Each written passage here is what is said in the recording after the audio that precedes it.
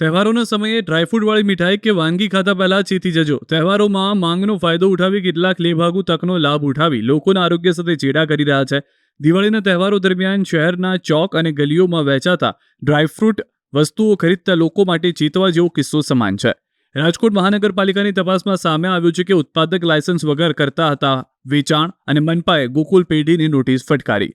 Raviratna park પાસે આવેલ Gokul પેઢીમાંથી 350 kilo સડેલી બદામનો જથ્થો ઝડપાયો અને મહાનગરપાલિકાની ટીપર વાનમાં આ સડેલી બદામનો જથ્થો નાખી દેવામાં આવ્યો. બીજી તરફ વેપારીનું ફૂડનું લાયસન્સ વિના વેચાણ કરતો હોવાનું પણ જાણવા મળ્યું. મહાનગરપાલિકાની ફૂડ વિભાગ દ્વારા શહેરમાં અનેક જગ્યાએ ડ્રાયફ્રૂટના વેપારીઓને ત્યાં ચેકિંગ કરવામાં આવ્યું હતું. તે દરમિયાન રવિરત્ન પાર્ક ચોકમાંથી 2 લાખની કિંમતના સડેલા બદામ વેચાય તે પૂર્વે ફૂડ વિભાગની ટીમે જથ્થાનો નાશ કરી વેપારી આલમમાં ફફડાટ ફેલાવી દીધો.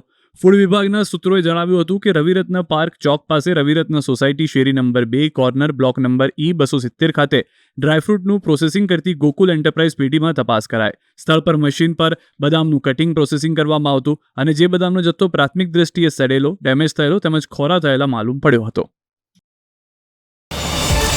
QR કોડ સ્કેન કરો અને ડાઉનલોડ કરો ન્યૂઝ 18 એપ. મેળવો ગુજરાત અને દેશ દુનિયાની પળે પળની અપડેટ્સ.